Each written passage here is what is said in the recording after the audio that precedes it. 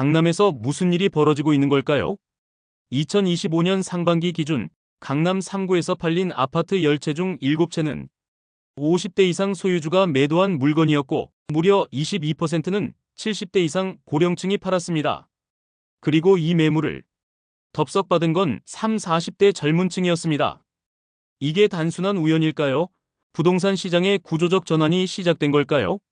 오늘은 이 흐름의 본질을 들여다보고 그 속에 숨겨진 세대 교체와 부동산 시장의 구조적 변화를 이야기해보려 합니다. 영상 끝까지 보시면 지금 강남에서 벌어지고 있는 거대한 전환의 의미를 제대로 이해하실 수 있을 것입니다. 국토부 실거래 통계에 따르면 최근 20년 이상 보유한 아파트를 매도한 사례가 눈에 띄게 증가했습니다.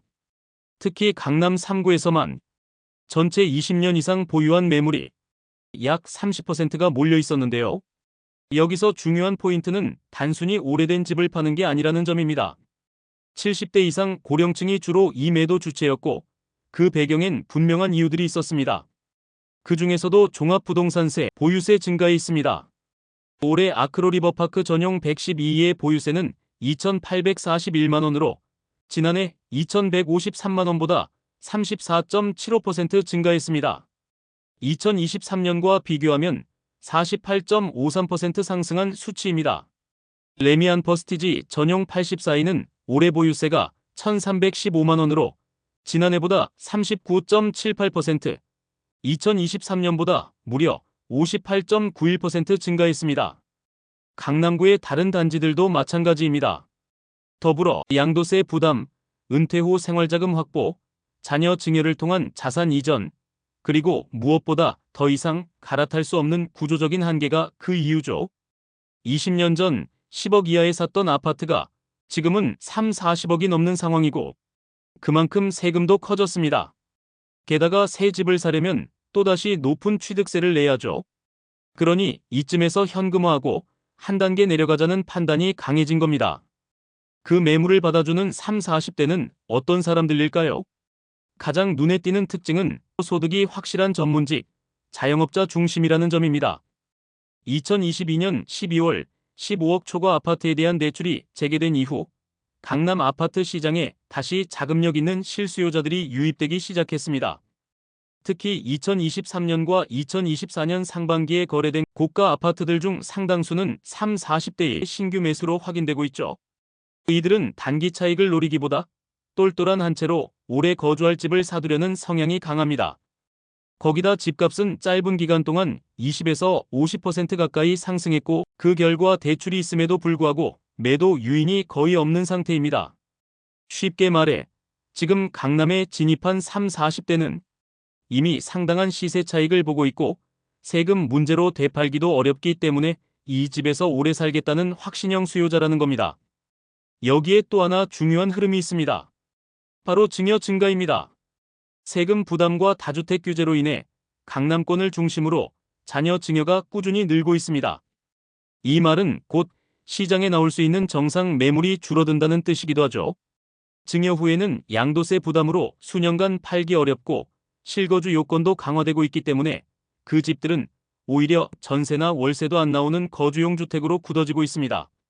잠실의 엘리트 단지로 불리는 엘스, 리센치, 트리지움, 세 단지를 합치면 무려 15,000세대가 넘는데요. 이 중 전세 매물은 불과 140건에 불과합니다. 월세도 많지 않죠. 팔리는 매물도 거의 없습니다. 매물 자체가 잠겼고 실거주자 위주로 굳어지고 있다는 반증입니다. 이렇게 취득하게 된 지금의 3, 40대가 70대가 되었을 때 다시 이 아파트들을 팔고 싶다면 과연 누가 사줄 수 있을까요? 출산율은 이미 0.7명 수준, 인구는 줄어들고 있습니다.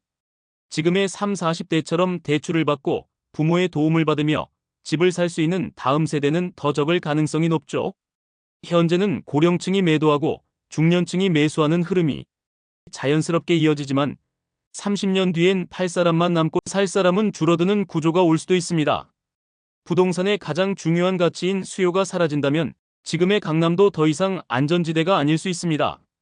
수요의 절벽이 미래에 발생할 수도 있다는 것이죠. 6.27 부동산 대책 이후 서울의 고가 아파트 거래량은 급감했습니다. 대표적으로 성동구는 627 부동산 규제 발표 전 2주간 139건이던 매매가 발표 후 2주간 22건으로 16분의 1 수준으로 감소했죠. 그러나 하락이 시작됐다는 단정은 이릅니다. 오히려 매도인과 매수인 모두가 멈춰버린 숨고르기 구간에 들어섰다는 분석이 더 정확합니다. 가격은 내려간 게 아니라 오르던 걸 멈춘 상태입니다. 그리고 이 멈춤의 배경엔 바로 627 규제의 불확실성이 있습니다.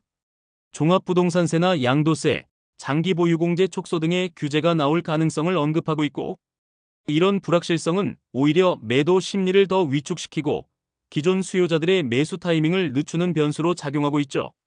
이런 흐름을 보면 강남 부동산 시장은 단순히 가격이나 금리만으로는 설명되지 않습니다. 세대 교체라는 구조적 전환이 진행되고 있는 곳입니다. 그리고 지금 그 전환의 핵심에는 자산을 정리하는 70대와 기회를 잡는 30, 40대가 있습니다. 하지만 이 구조가 30년 뒤에도 반복될 수 있을지 우리는 지금부터 고민해야 합니다. 오늘 영상이 도움이 되셨다면 구독과 좋아요 부탁드립니다. 여러분의 지역에선 어떤 흐름이 포착되고 있나요? 댓글로 경험과 의견 나눠주세요. 시청해주셔서 감사합니다.